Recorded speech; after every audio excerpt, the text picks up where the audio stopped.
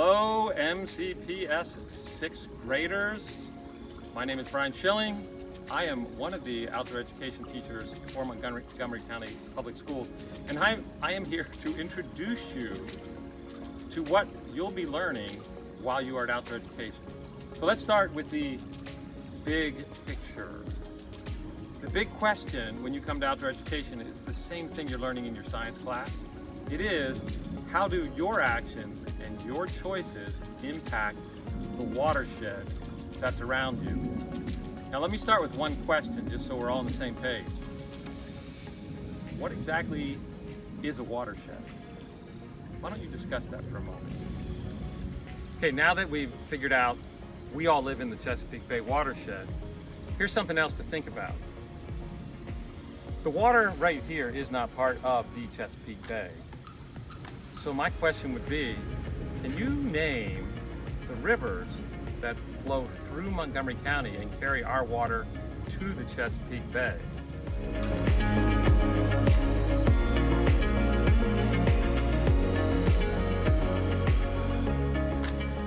Okay, ideally at this point you have named at least one, maybe two of the rivers, or three, or even possibly four, all four rivers that are part of the Montgomery County watershed. So let's do a quick review. I would say most schools in Montgomery County, when it rains there, that water eventually will run off into the Potomac River. But for some schools, it could end up in the Anacostia River, or possibly the Hollings River, which runs into the Patuxent River. So that's four different rivers that our runoff flows into. Now, one last question before we move on. You theoretically may not be right next to a river, but there's probably a stream near your school. Can you figure out what stream is closest to your school? That would be your sub-watershed.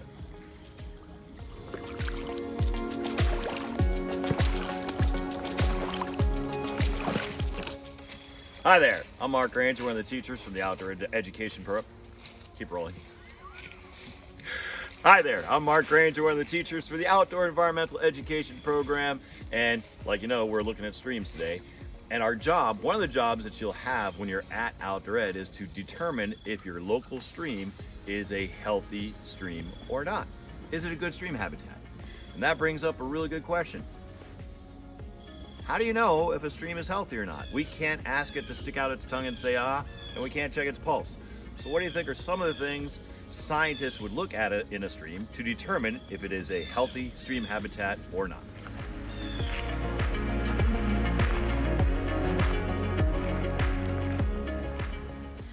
Hey, look who I found in the stream. Oh my gosh, it's so good to see you. No, I'm just kidding. Don't forget about me. Oh yeah. Hey, and you're way down there. So, hey, my name's Courtney Hebert, and I'm also another teacher, just like Mr. Granger, just like Mr. hair. Schilling. And just like Mrs. Lee. Hi, Ms. Lee. We're hoping that you guys talked about physical characteristics when you're at the stream. So we wanted to address a few of those, like riparian buffer. Riparian buffer. What's a riparian buffer? Oh, well, a riparian buffer are trees and shrubs, green things that have roots, that's really important, that are along the stream banks. And we're looking for 50 feet of trees or shrubs along these stream banks. Do you think that we have 50 feet? Oh, but wait, I should probably give you like a little scale, right? 50 feet is 2 school bus lengths. If you were to park 2 school buses end to end, that would be 50 feet. Do you think there's 50 feet or more on both sides of this stream bank of riparian buffer? Did you bring a tape measure? Nah, check it out. So a good riparian buffer would be small area of land next to the water that before you get to impervious surfaces like roads and sidewalks or rooftops. And a really good riparian buffer, like Ms. Hebert was saying, would be 50 feet of green filter stuff like trees and bushes and plants and green growing things. And if you're not sure what 50 feet is, maybe 2 school buses might be about 50 feet long. So, what do you guys think?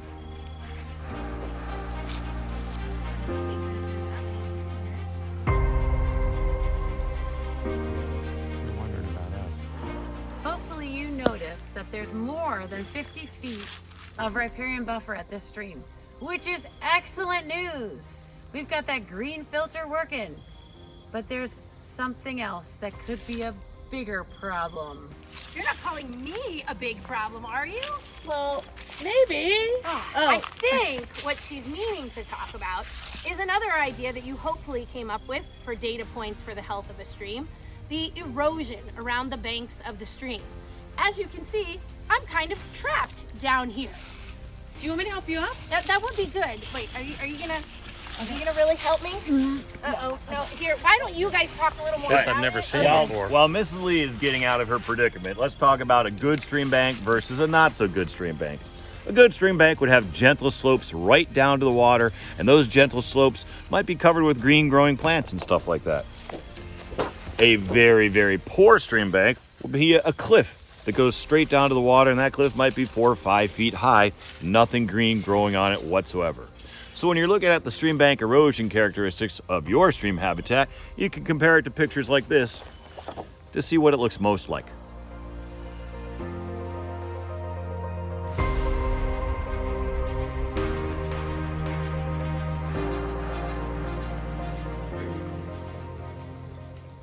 Thank goodness I made it out of the stream with the help of good friends. And look what I found. Another factor that we try to assess around streams for the health is the litter. If you are looking at the amount of litter that you find, if you find no trash around your stream, that's pretty clear. That's a good thing. If there's very little bit and it's scattered all around, that's fair, like a bee. If there's some trash that's visible on the banks and in the stream, then we're getting a little bit more problematic. And if there is trash scattered widely, like all over the banks and in the stream, that's when it's a big problem. At this stream, all we really found today were these two pieces. But notice, one of them is the type of litter that we find most places. Think about what material that trash is made of. Hi, my name is Mr. Carrillo, and I am another teacher at the Outdoor Environmental Education Center. And let's see, you've done some physical observations, but I am sure you talked about abiotic tests. That is tests that, test things that are not living. Well, one of the first ones I bet you came up was with temperature. Temperature is real important for the stream. How are you going to do that? Well, we have this really nifty thermometer. It's this black strip that we dunk into the water. We keep it in there because we fill up this container with water. And then what we're gonna do is go take it out really quick and we're gonna read it. Okay, here we go. 1, 2, 3. Quick! So it is the brightest number that's on there, and I think, is it gonna be 12 or 14? What do you think, Mr. Granger? I'm thinking 14 because I Okay. can read that one better. Well, Okay. what does that mean? What do you want it to be? Oh, yeah. 14. Is Yes. either one good? Well, it is in Celsius, I should say that. And anything below 20 is going to be good. So 14 is less than 20. 14 is less than 20. Great. So we're doing awesome with that one. Another test that we can do is called turbidity. Turbidity. Turbidity. I need someone to help me with this turbidity. Who knows thing. about turbidity? I have no around idea here? what I just know the word turbidity. I think it's the opposite of clarity. So can you enlighten me and make this Make it more clear? Yeah.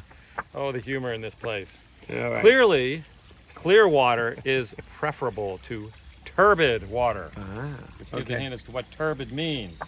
So turbid would be water filled with silt, filled with dirt, filled with just anything you can imagine that makes it discolored and cloudy and maybe muddy looking. Yeah. So we want turbid water? No, it's kind of like us breathing in dust, right? Oh, because right, if we breathe yes. in dust.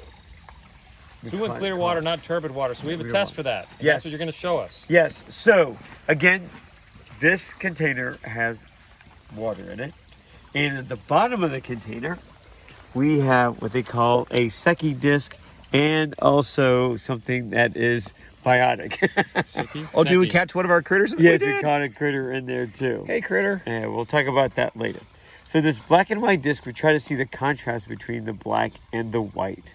And we, again, look at compared to a scale which measures turbidity in JTUs. Do you think it looks more like Yeah. 0? which means there's no turbidity. It's clear. Somewhere in the middle, around 40 or 50, you can still see it, but it's a little bit less clear. 100 JTUs would mean you can't see the Yeah. difference at So all. let's go back to this. Is there anything blocking the light so we can't see the contrast between the black and the white? If you said no, you are absolutely right. So we would say this is 0 JTU, which Yay! is perfect. That's great, but you know, I got some water from upstream in a Oh, different spot. awesome. Let's try this one too. Okay. Good boy. Turbid, clear, I can't 0, see a thing. 40, 60, 80. Can't see the symbol on the 9.2. bottom. Oh dear. So that would make it about closer to 100. Yes, if not 100. Yeah, maybe 100. That's pretty Yeah. silty and turbid. Yeah. So that is another test that we are going to do while you're here at Outdoor Ed. Temperature and turbidity. Yeah. So are we done yet? All right, so one of the abiotic tests that may surprise you a little bit, being that this is a freshwater stream, is called the salt watch test. We're going to test how much salt is in this water. Now you may wonder, how does salt get in a freshwater stream? How does salt get in a freshwater stream? Exactly what I was wondering. Take a moment and discuss that. And when you're done, come on back. Now that you're back, again, we use this little, what do you call this again? Quantab. Thank you. A Quantab, and we dip it into the water, and at a certain point, it will show us what percentage of salt is in this water. And we'll show you what happens after we finish. First, I'm going to fill this with water. I'm going to let it sit for about 5 minutes, I believe, and then we will check how much salt is in this fresh water. So come back soon. While we're waiting for that salt watch test to get the results, another test that you guys probably talked about and definitely have experienced yourself, I'm pretty sure, is the pH, the level of acidity in the water. Just like we need a specific pH when we're going in a swimming pool, the aquatic organisms in the water need a specific pH to keep them healthy. So we're going to use some tools to test the pH. We're going to collect 10 milliliters of water in here and put 10 drops in this of this substance into the water and check the color results. So give me a second to collect the water.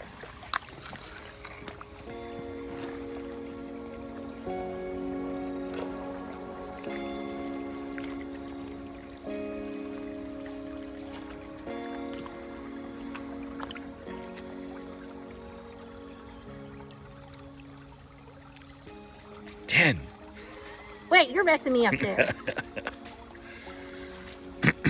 I guess I just can't leave it like that. I gotta mix it up some. And the reagent makes the water change color. And then we can use our color scale to match up and see what the pH actually is. We are looking for a number between 6.5, which I think it's over 6.5. It's a little greener than that. Would you agree? Definitely looks greener than that side. All right, and 8.5. It's not as dark as 8.5. Why don't you guys talk for a minute, see what you think, and then we'll tell you what our evaluation is. All right, hopefully you came up with 7, because we think our pH here for today is 7, which is in the healthy range. Woohoo! All right, we're taking care of all these abiotic tests. One of them you might want to find out about is called the nitrates test. Nitrates. Nitrates. What are nitrates? They're a kind of nutrient. Everybody needs nutrients to survive. All organisms need some nutrients to grow and to do what they need to do. But you don't want too many nutrients. If I had maybe a hamburger or 2 for dinner, that'd be a pretty good thing. If I had 27 hamburgers for dinner, my systems would probably not do well with that. And the same is true for any stream habitat. We want some nutrients in the stream, but if there get to be too many, that can start to throw the balance out of whack. But where do nitrates come from? Ooh, good point. One of the biggest problems in the Chesapeake Bay watershed today, poo. The number one problem is number 2. Too many nutrients from things like pet waste or agricultural waste from farms or other sources of nitrates. Or even fertilizers. Oh yeah, we like fertilized green grass yards and lawns Yeah. and stuff like that. But if we use too many fertilizers on our property, the excess nitrates and phosphates just wash down into our streams, causing some problems. Okay, so how are we going to test for How that? do we? I think we're going to get a sample from the stream. So let's get a sample of water water from the stream. I'm just going to fill this up right here. Okay. We have our official nitrates test tip, and we're just going to dip it in the water for un momento. Whoop. That's it, huh? Shake Okay. it off. Shake it off. And I think now, that's a song. Shake it off. And now we match it up to our scale. And today we're just looking at nitrates. If we wanted to record nitrites too, we could. But So the top one. the top one is nitrates. The bottom one is top one is nitrites. The bottom one is nitrates. Oh, so we're going to look at the bottom. Let's look at the bottom one. Okay. It looks darker than 0. Definitely Yeah. darker than 0. Does it look darker than 5? Ooh. It does here, but it doesn't look much like 10. I like 10. So can we say between 5 and 10? I think you can say that. We Let's could. say between 5 and 10 nitrates. Wait a second. Is that good or bad? Well, I don't know. What's the scale? That's a good question. I think it's think it's 0 to supposed 5 is good. Yeah, I think less than 5 parts per million, scientists say, yeah, that's looking pretty good. If we're more than 5 parts per million, it's something we got to keep our eyes on. Okay. All right, Mr. Schilling again. Now, when I last talked to you, we were talking about salt in the fresh water. I would be remiss if I did not mention there are 3 different places you might go to outdoor education. One of them is called the Smith Center, right here in Montgomery County. Another one is called Skycroft, which is a little further up north. And the third place is called Camp Letts. Now, if you go to Camp Letts, the water you test might actually be what's called brackish water. My favorite kind of water. If you're not sure what brackish is, look it up. On that note, we're looking at a freshwater stream and testing for salt. And I don't think I asked the question, but think about this for a moment. Maybe discuss it. How do you think salt would get in this water? Oh, wait. Maybe I did ask that question. Nonetheless, there are a few ways salt can get in fresh water. If you mentioned something about wintertime and salt on the roads running off into the streams, you'd be exactly right. We tend to find more salt in the winter. So let's check our test. Now, you're going to look at this Quantab. Mr. Granger gets up here close. Without falling. First, I want you to notice the top. He's probably looking at the bottom. The top has this black line on it. That shows you the test is done. Then if you look down, you will notice a white section. Kind of Almost yellowish an white. intrusion into the orange section. Right. And it will have a peak. And that peak will be at a specific number, like 1 or 1.3 or 2.5. Okay, you got to hold it still for me. All right. My age, I can't hold anything still. I think we got it.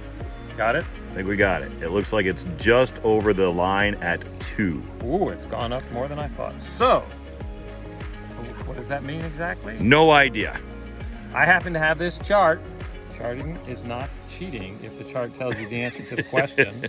And in this chart, you will notice there are numbers that go from 1 all the way up to, I don't even know, I don't have my glasses on, 7.6. Higher, of course, means more salt. And if ours was just over 2, let's say 2.2, you go to the next number, Third column over column for 2.2 parts per million. says- What does it say? says 61 parts per million. 61 parts per million, which tells us there is some salt in here, but 61 parts per million, that's not a lot of salt.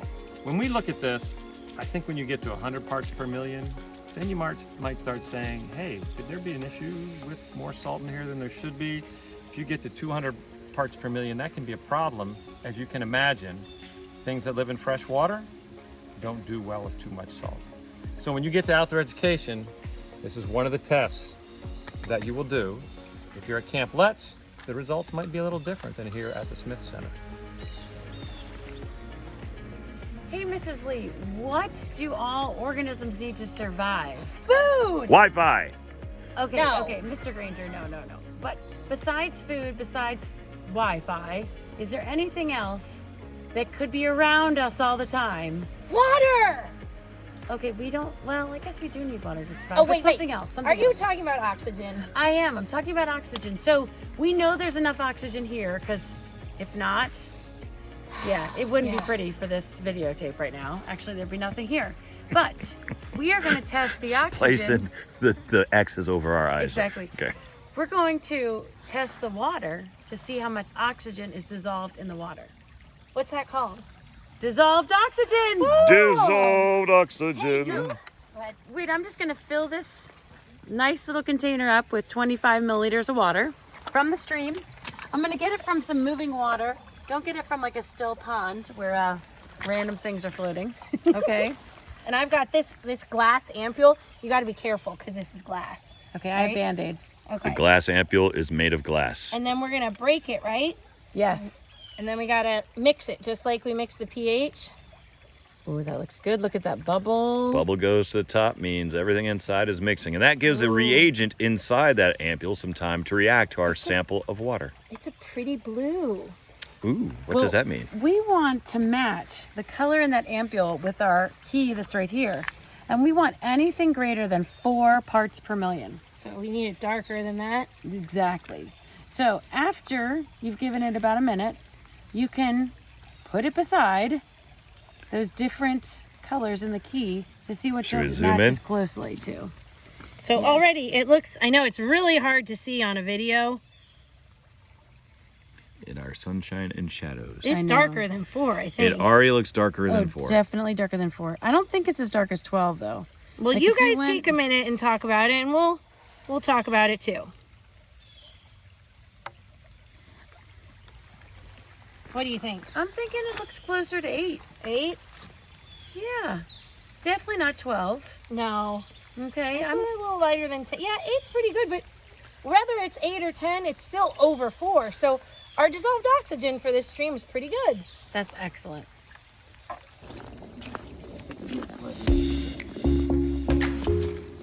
Are you saying some of the organisms are that small? Some of the organisms might be as small as a pencil point or even smaller. Oh, some of them might be the size of your pinky. That is the size of a stick because that is a stick.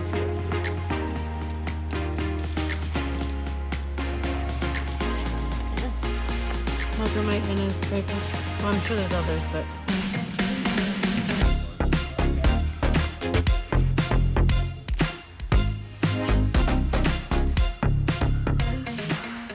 Mr. Creo, Yeah. we have tested the physical characteristics, We have. the abiotic characteristics. Yes. There's something left. Yeah, just take away the A. Okay. Biotic. All right, Yes. so we're going to look for all the living organisms. My favorite. I know, in this stream. Now, if you were to look down in the stream right now, you probably wouldn't see anything because they are masters of disguise. They are bottom dwelling. They also have no spine, most of them. What? They're I know. spineless? They're spineless. So scientists give a word for that? They do. It's my favorite word. It sounds like macaroni and cheese. It's macroinvertebrates. Macroinvertebrates. It really doesn't sound like macaroni and cheese, No. but you know, I just kind of. But the macro That's where you means- go. That it's big enough to see with your eye, and invertebrate means that there is no backbone. No. Okay? They're spine. So we're looking for those organisms. We need to use a net. Okay. And many of you will use a net just like this. It's a D-ring net. You put the bottom of the net into the stream and you let everything flow inside of the net so then you can see when you lift it up what you've caught. Oh, so none of these things are swimming. No, So where do they live? You they said? like to be on the bottom. They On like to the dwell on the bottom. bottom. Okay. And what I look for when I go to catch these biotic organisms is moving water or a riffle. Right? So let's find, what about right here, Mr. Creo? Oh yeah, because I think the bigger the rock, the better they like it. Yep. Okay. And we go. All I'm right. going to hold the net. Mr. Creo is going to do the dirty work. Okay, I'm ready. All right, so the water's flowing in there. So I'm gonna bring this rock really close to the thing. So if there's anything on it, I'm gonna gently scrub it. Gonna make the water a little turbid, right? I see that turbid water going to the net. Am I doing the right thing? You are doing the right thing. Okay. It's almost all like right. you're washing dishes, and kinda you're. like that. I love that you're putting the rocks back. Yes. Where I'm not you got throwing them I from? don't want to hurt you. Okay, thank you. Okay. So I'm gonna scrub. How long should I scrub, Miss Bear? Well, maybe 2 hours. Oh no. Okay, how about like a few minutes? Right? We could sing the ABCs. You know what? I think we've probably Stuck on done enough. Enough? Yeah. Okay. All right, and then? All right. Lift this net up, and we see if there's anything moving. Now remember, they're macroinvertebrates. We can see them with our eye, but they're still not going to be very large. And I actually think I see one, unless it's just a piece of dirt. And right there, look at it. Oh, you see that's it? so teeny. I know. Wow. But that's pretty cool though. And look, it would be very good at camouflaging because look, it matches the leaves almost perfectly. Yes. So why don't we go and figure out what we found? Okay. So And we're going we to do this also- several times. Yeah. Right? Okay. We've done this a bunch of times actually before we started filming, and we want to show you what we found and how to identify it. Growing up in Western Maryland, I used to play in streams all the time. And then the coal miners came. So if I don't have a net, Miss Lee, can I still find these macro invertebrates? Yeah, don't you remember? They're benthic. Oh, they're they're bottom bottom. dwelling. They live Yes. under the rock. Okay. So we could just pick up a rock and see. Alright. Let's check one out. It's kind of like trying to find a four-leaf clover. Yeah, sometimes. Here You we don't go. always pick a good one the first time. Yeah, we do. Sometimes I don't pick a good one the first 10 or 12 times. I'm not seeing anything on mine. How about you, Mr. No, Carrillo? no, didn't get lucky on that one. I'm gonna try this one over here. Well, look at this, Miss Lee. I picked up one and look, there's something wiggly right there. Oh, yeah. Yeah. I think we have a tool to help us figure out what that is. Oh, should we show them at the table? Yeah, we should go check it out. Oh, and look, there's another thing right there. There's another right there too. Yeah, there's a over to my couple. office. Wow, they really camouflage in here, don't they? So when you're looking at the organisms, the first question the key is going to ask you is, does the organism have legs or not? Take a look at this one moving around, and what do you think? Does it have legs or no legs? So just walking through that again, we said it has legs, it had 3 pairs of legs, and oh, it's a little tricky, there was no obvious tail. So then we look at the selection we have down here of organisms on the key that fit that description. Take a second and look to see what you think that organism is. These lines down at the bottom are indicators of the largest the organism can get. That Helgramite's pretty big. Yeah. Well, it's not a Helgramite, Mr. Schilling. Dragonfly? Nope. Hopefully they figured out it is a net spinning caddisfly. And the particular one we were looking at is a finger net spinning caddisfly, which is a little different. It's a taxa 2 or somewhat pollution sensitive. So let's look at another organism. If you see this one, again, let's follow the same questions that Miss Lee asked. And that is, legs or no legs? Of course, you can see some legs moving there. And then the next question is, does it have, how many sets of legs does it have if it does? So again, counting, there's 3 on one side, 3 on the other, total is 6. So there's 6 legs. If you look at the back end, does it have tails? Ooh, now there's 3 really thin like lines there that we see, and those are the tails right there. So there's 1, 2, 3 tails. Look at the back end of its body. Look at any other features because it may help you as we look at the key as well. I can go straight to the key. Yep, if you go wanna straight to talk the key. about that. Go straight to the You key. didn't actually pause it, but I think that's okay. Oh, you're right, I didn't pause it. Oh, it's still going. Okay, it's still going, so we're gonna go to the key. All right. So let's go to the key. We're on the leg side like we did the last one. And then again, it has 3 pairs of legs. And we go down. Notice you have a choice between 2 tails and 3. We counted 3. And you have 2 choices, a mayfly and a damselfly. And you go, oh, 3 tails. So this is where you read the description. This one has petal-like tails. This one has thread-like tails and gills along the abdomen. So if you notice those little feathery-like things on the back end of its body, those are the gills. So we will classify this as a mayfly, which is, Taxa 1! all right, so we found something that was sensitive to pollution. Okay, here you have one of my favorites. Let's check them out. And again, the first question we're looking at when we try to ID these critters, do they have legs or no legs? And you're looking at this one, no legs. So we go to the no legs side of our scale. And then we got the question, does it have a shell or no shell?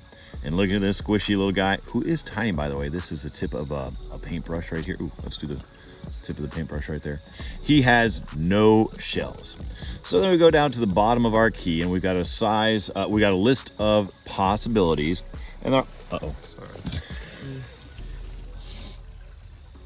We got no legs, no shell, fall down to the key, and it's one of these cast of characters.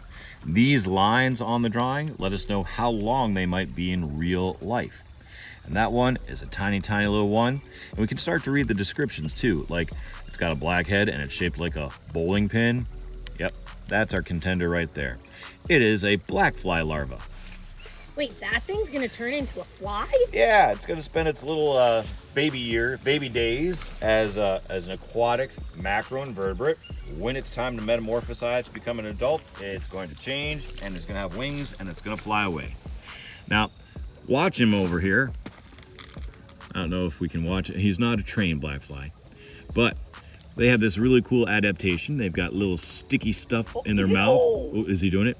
And they stick it onto their butt, and then they plant their butt onto the surface that they're trying to stick to, and boom, there it was right there. He sticks his butt where he wants to stay, and that way the moving water of the stream does not bloat and does not swoop him downstream. What a cool adaptation. They're my favorites. But hey, kinda let's go back to our key for a second here. They're cool. Check out what color their name is listed under. This is a red-keyed macroinvertebrate, meaning it's a taxa 3. Doesn't make him a bad guy, just means he's pretty okay dealing with very polluted water.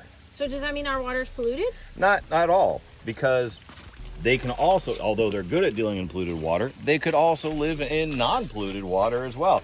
If you took me out of my slobby room, I'd probably do okay in a clean room also.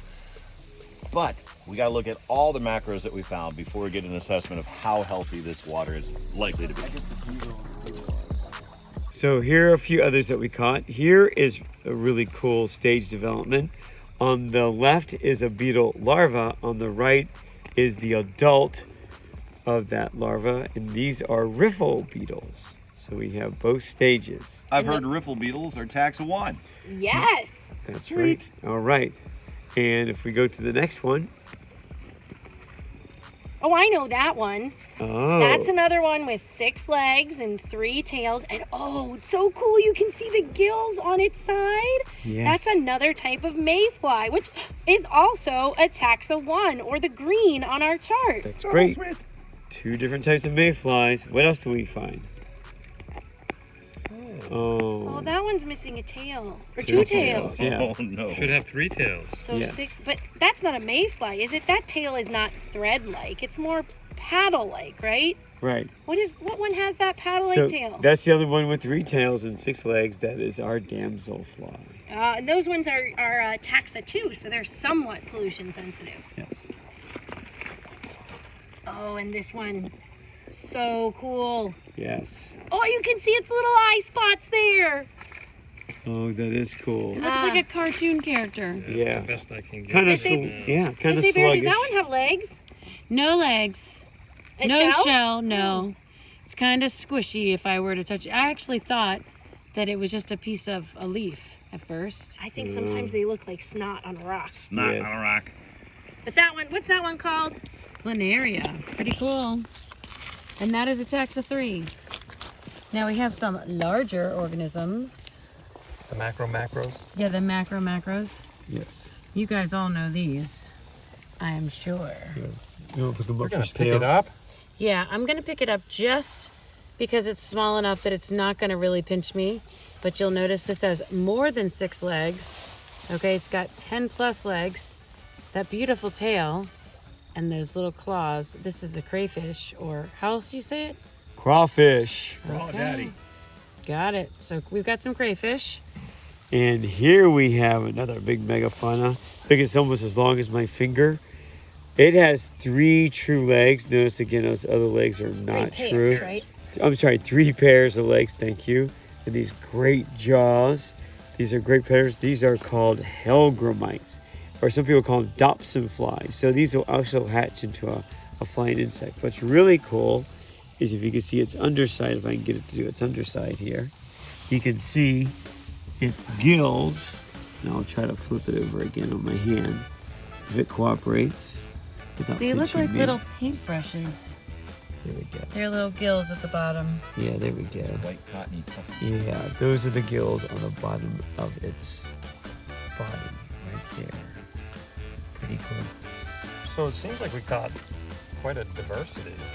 Hey, that's a good vocab word. I think it's, when we put it together, it's a biodiversity.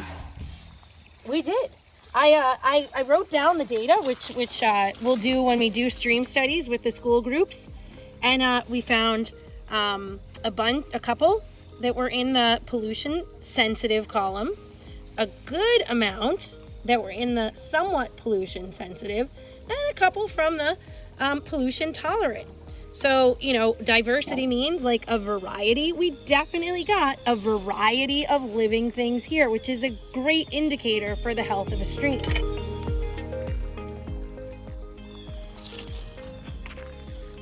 All right, MCPS sixth graders, Mr. Schilling again. Now, that was a really cool opportunity to investigate how healthy the water is in this particular stream in a watershed in Montgomery County.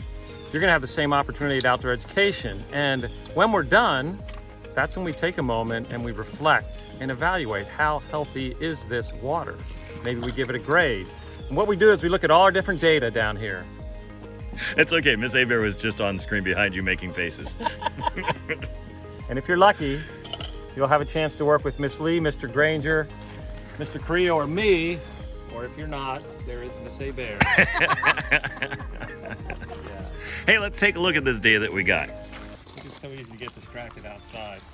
Right, so we have our abiotic data right here. And when you look at it all, you can add smiley faces, you can grade it, but dissolved oxygen, we want more than 4 parts per million. We got 8. Woo! Good math. Turbidity, we want 0. We got 0. Woo! Temperature below 20 degrees Celsius. We got Woo! 13. pH between 6.5 and 8.5. 7. Pretty smooth. And other things we looked at, salt watch was under 220 parts per million. We liked that. Woohoo! Nitrates, we wanted under 5 parts per million. We got between 5 and 10. Whoa. That's not terrible. That's not like 30 or 40 parts per million, but that's still. Just gives us something to be Little aware boring. of. And Riparian buffer, the land around the stream looked very good. Bank erosion was marginal. We saw a fair amount of erosion as tall as Miss Lee. We found a little litter. It's hard to say, a little litter, but not too much, so that's a fair score. And then we take that data, we mix it with the macroinvertebrate data, where we are looking for both quantity and quality, yep, mostly that's- quantity, but diversity, biodiversity is always a good sign. And we found a variety of things from Taxa 1, Taxa 2, and Taxa 3. So the final thing you will do in your science notebook and as a group is kind of give the stream a score. Is this part of the watershed in really good shape, like A? Is it fair, like B, marginal, C, or is it in poor quality? Now, they don't only have to give it a grade, right? They have to explain why they would give it that grade. Give some reasons 'Cause why, exactly. We got some data, right? Yes, we did. Maybe Based they- on the data, this is like a scientific investigation. And maybe they could even do that with their teacher now. Oh, that would be really cool. I'm curious what grade they'd come up with. Well, this will be part of your outdoor education experience. It's not everything. You're also going to be spending a lot of time working together with your classmates, you know, team building activities. You're going to be doing some exploring of the land in the watershed. And you're also going to learn a little bit more about the wildlife in the watershed. And I think, do they do some student service learning maybe? Yeah. They well, could. They might do some student service learning while they're there. But they will learn a lot about the land, the water, the wildlife in their watershed. And probably each other during meals and in the cabins. Hopefully, they'll be able to answer the question, how do our choices and actions impact the watershed? All right. Well, thank you for joining us today, students. We look forward to seeing you at Outdoor Education.